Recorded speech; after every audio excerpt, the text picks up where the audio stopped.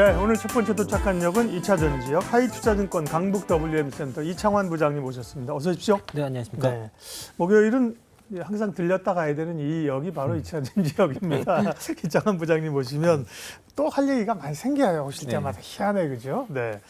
그 첫 번째 현대차 그룹이 고려한 지분 투자하면서 협력한다는 얘기 있었습니다. 이제 여러 기업들 간의 합종 연행들이 굉장히 많이 일어나고 있는 것 같아요. 네. 이 의미 좀 짚어주세요. 그러니까 현대차 그룹이 그 삼자 배정으로 유상증자 참여를 고려한 지분 5%를 확보를 했고요. 그 고려아연 정관상 그러니까 국내 기업은 유상증자 참여할 수 없다는 정관이 있거든요. 그래서 이제 그 HM인 글로벌을 통해서 고려아연에 일단 5,272억 출자를 하고 이제 그 고려아연 지분 5%를 확보하면서 양사간 배터리 소재 산업에 대한 이제 협력에 관한 그런 그 MOU를 체결한 겁니다. 희한한 정관입니다. 국내 회사들이 왜냐하면 이건 경영권과 관련된 이런 것 때문에 아마 좀 만들어놨겠죠. 그래서 이제 MOU 단계고요. 그래서 이제 향후에 이제 배터리 그 핵심 소재인 니켈 원재료를 공동 소싱을 한다. 요거 있고 그리고 가공 및 중간재를 안정적으로 공급을 하고 폐배터리 재활용을 비롯한 신사업을 모색하겠다는 것인데 이렇게 된다면은 이제 어쨌든 그 현대차 입장에서는 그 니켈을 안정적으로 공급할 수 있는 그런 이제 소싱처를 확보할 수 있게 되는 것이고 리튬하고 니켈하고 이런 게 중요한 거죠, 그죠? 그렇죠. 근데 리튬이 가장 중요하고요. 그렇죠. 그다음에 이제 니켈이 그다음 중요하다 볼 수 있겠고 고려아연 입장에서는 이제 원래 자회사 이제 캠코가 이제 니켈 황산 니켈하고 전구체 사업을 하고 있고 그리고 이제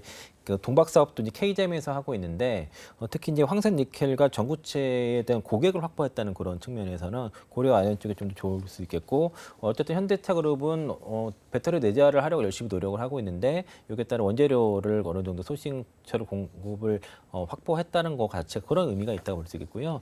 아직은 이제 MOU 단계니까 이제 현재 향후에 진척되는 거는 좀 지켜봐야 될 것 같고 아마 현대차 같은 경우가 그러니까 니켈 같은 경우는 2026년부터 북미에 공급하고 2031년에 현대차 그룹이 이제 북미에 필요한 물량의 50%를 공급하겠다 이런 계획이 있습니다. 그래서 이거는 잘 진행되는지는 지켜봐야 될 것 같습니다. 2차 전지는 이제 새로운 그 꿈의 배터리 얘기가 굉장히 많이 나옵니다. 그러면서 이제 가장 많이 나오는 게 이제 전고체고요.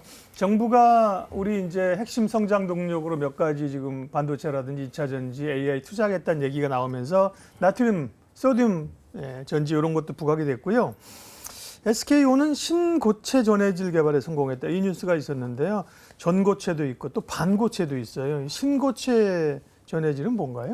이게 이제 리튬 이온 배터리 중에서도 이제 그 전도도가 더 높은 거를 이제 그런 걸 말한 것 같고요.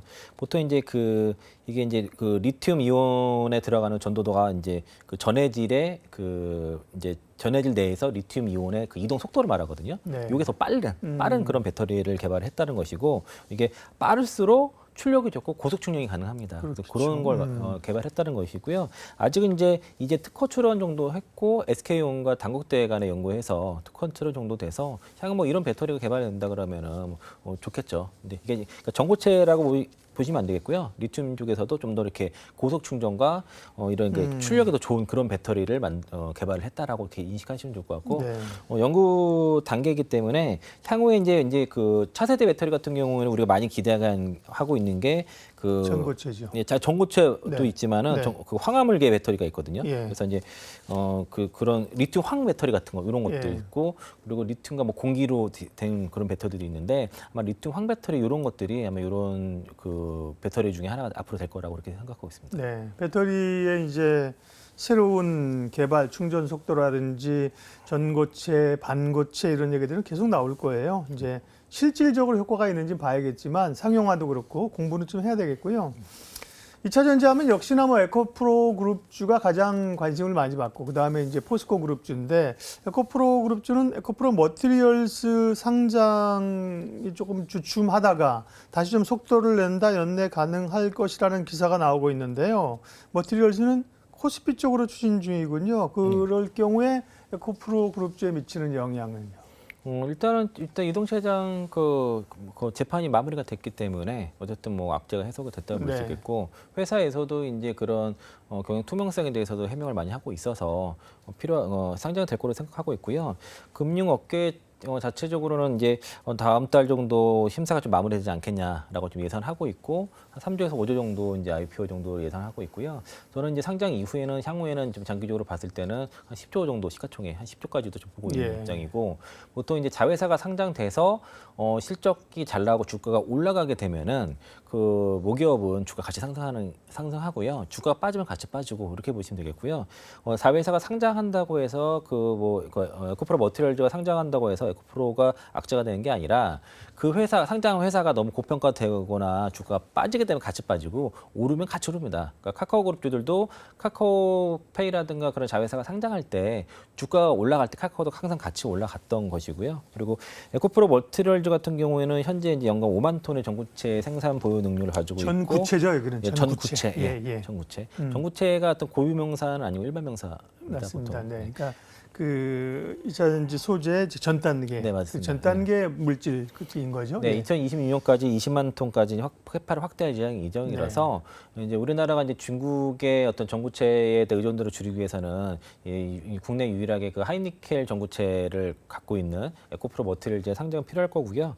동사는 이제 니켈 함량 80% 이상의 NCM 전구체를 국내 최초 양산을 한 기업입니다. 그래서 이게 이제 상장이 돼서 증설도 하고 그래서 이제 우리나라 2차전지 산업계에 큰 보탬이 될 수 있을 거라 봐서는 반드시 필요하다고 볼 수 있겠고요. 만약에 저는 이거 상장을 하게 된다면은 IPO 청약 반드시 하셨으면 좋겠고 예. 단순히 이제 청약만을 끝나는 게 아니라 뭐 너무 이제 초반에 급등만 하지 않는다면은 장기 투자 관점에서도 충분히 투자할 만한 가치가 있다고 보고 있습니다. 네, 에코프로 머티리얼즈 자체로도 이제 IPO를 하면 관심을 갖고요.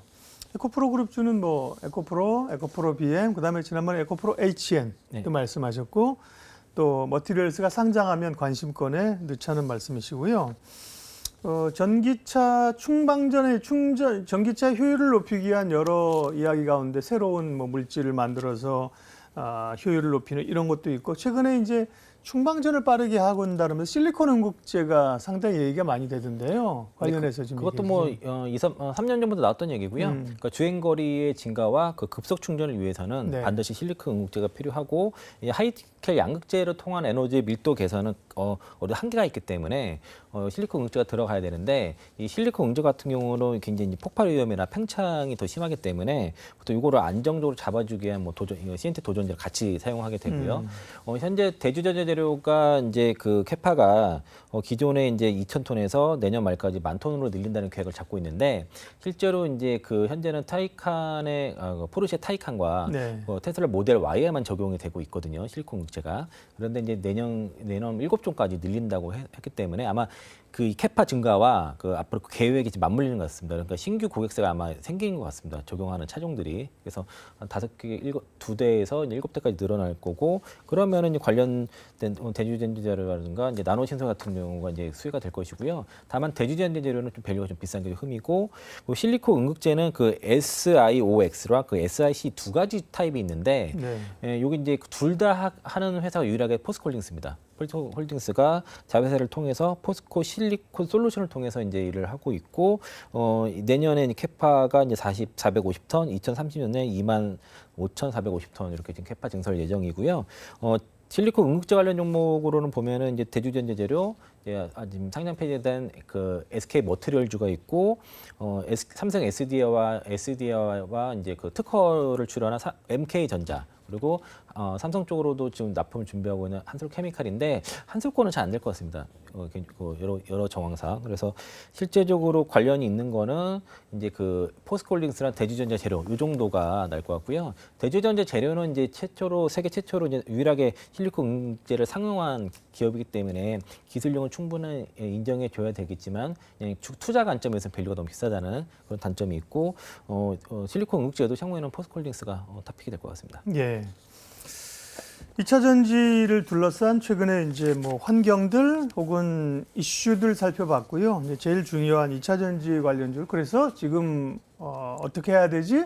이런 얘기를 구체적으로 할 텐데요. 8월이 끝났으니까 8월 한 달 에코프로는 125만 7천 원에 오늘 끝났는데요. 뭐 월간으로도 보니까 올랐네요. 오히려 4%가 에코프로는. 약간 음봉이지만 올랐고요. 에코프로는 우리가 생각하기에도 에코프로 안 빠졌죠. 올랐고 양극재 업체들은 사실 주가는 조정을 좀 받았죠. 네, 양극재는 이제 3분기 때 판가 인하 이제 우려가 있어서 그것 때문에 이제 전체적으로 3분기가 좀 실적이 누적해질 거다라는 우려 때문에 전체적으로 다 양극재 기업들은 네. 조정을 받는 경우고요. 그래서 이제 3분기 실적 우려가 다 반영되는 시점에서는 이제 저점 매수하시면 좀 될 것 같고. 에코프로 BM, 포스코 PCM, LNF 네. 이 순으로 이제 LNF가 낙폭이 상대적으로 네, 최근에 좀 올라서 그런 거 양극재 그죠? 쪽은 지금은 이제 그 에코프로 BM, 포스코 퓨챔 그리고 좀 더 추가로 본다면 코스모 흰소재인데 네. 코스모 흰소재는 FTSE 수급 그 이제 미들캡에 편입은 됐지만은 어쨌든 유상증자 이슈가 맞아요. 있으니까 네. 그냥 가지고 계신 분들만 버티시면 좋을 것 같고요. 네. 숨겨진 재료가 많은 게 코스모 신소재입니다. 뭐 SK온과 삼성 SDI 쪽에 수주 모멘텀은 연말까지 있으니까 가져가시고 이제 에코프로 BM 같은 경우도 LG 엔솔 쪽으로 수주 지금 얘기가 있는 상황이고 퓨챔도 마찬가지고요. 그래서 양극재 기업들은 올해 연말이나 하반기에 수주 모멘텀이 있다. 이거 좀 염두에 두시고요. 9월까지는 여전히 에코프로의 수급 이벤트가 지속될 것으로 보고 있고요.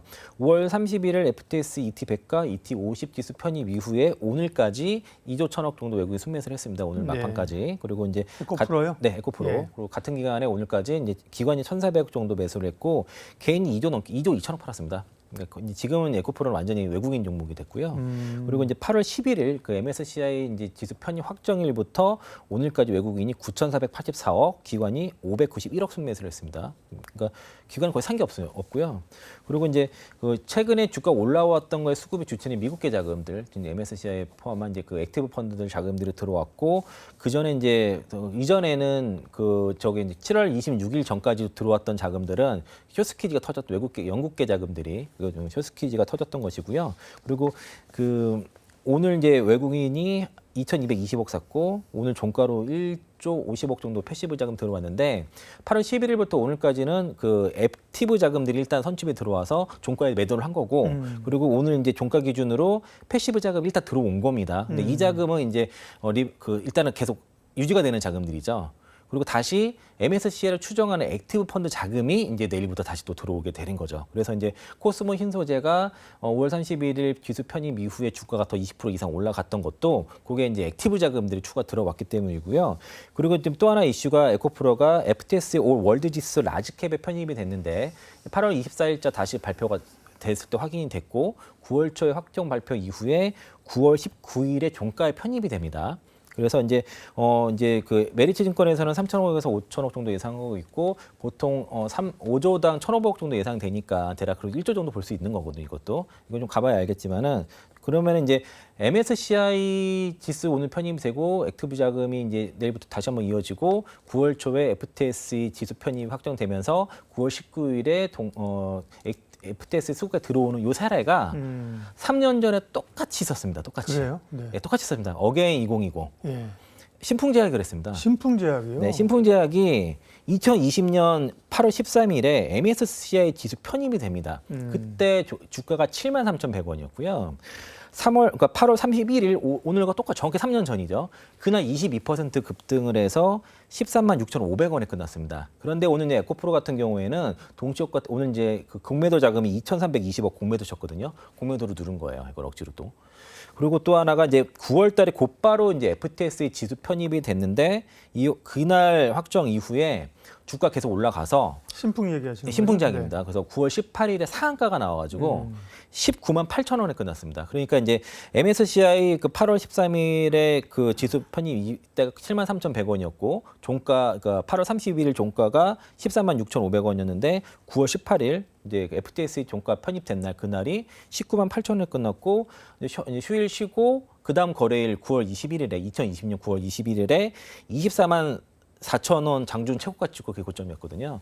그러니까 이제 그 MSCI 편입과 FTS 편입이 연달아서 된 사례가 3년 전에 한 번 있었고 이번에 에코프로가 이제 그 사례에 들어온 거고요. 보통은 이제 MSCI만 편입이 됐었으면은 보통 이제 그 편입된 이후에 액티브 자금 매수가 들어와서 종가 매도를 하기 때문에 종가 같이 매도하는 게 정석인데 지금은 이제 그 MSCI 편입 이후에 코스모 신소재가 추가 상승한 사례가 있기 때문에 여기에 대한 기대감이 1차 있는 것이고 3년 전에 신풍제약의 사례가 또 있기 때문에 FTS의 수급이 들어오는 그런 이제 9월 19일까지는 에코프로의 수급 이벤트는 더 계속 이어질 가능성이 네. 높다라고 좀 보고 있어서 그래서 개인들이 그냥 잘 버티기만 하면 됩니다. 이것도 또한 그러니까 공매도를 또 무리하게 또 쳤기 때문에 지금 갚았어야 됐거든요. 오늘 사실은 그랬어야 되는데 지금 그 MSCI가 이게 그 지수 편입된 날이 단기 고점이라 생각하고 또 9월달에 인버스 ETF가 나오니까 그걸 이용해서 좀 더 밀어보겠다 이런 힘산이었는데 지금 에코프로의 주가 위치가 지난 82만 원 자리는 작년에 이제 에코프로가 주가가 빠졌는데 2021년 대비해서 2022년에 실적이 영업이익이 7배, 7.13배가 증가를 했고 그거만큼 올라간 게 82만 원 자리고요. 그리고 2021년도 대비해서 올해 영업이익 추정치가 11배에서 13배인데 그게 120만 원 정도 자리입니다. 현재 그게. 그러니까 이제 에코프로의 주가를 그냥 설명을 하면은 정확히 2021년 대비 올해까지 작년과 올해까지의 실적 성장률만큼 올라온 거예요. 정확히 영업이익 성장률만큼. 그러니까 이제 저거를 이제 고평가라고 얘기하려고 하면은 작년에 주가가 에코프로 주가가 빠졌는데 실적이 급성장했음에도 불구하고 주가 빠진 것부터 설명하고 나서 그 다음에 이제 고평가 얘기를 해야 되거든요. 그래서 이제 지금의 이제 주가는 그냥 올해 정도 에코프로 같은 경우 올해 정도 실적이 반영됐다고 볼 수 있겠고요. 에코프로 비행 같은 경우는 이제 32만 원 자리가 그러니까 작년에 이제 2,700 영업이익이 증가했거든요. 그 정도 딱 자리고요. 지금 56만 갔다가 내려왔기 때문에 지금 주가는 작년 정도 실적 성장한 거 정도가 딱 반영된 자리입니다. 그래서 이제 지금은 이제 상대적으로 저평가가 됐는데 다만 이제 그 분기 3분기 실적이 다소 좀 판가가 떨어질 거로 예상하기 때문에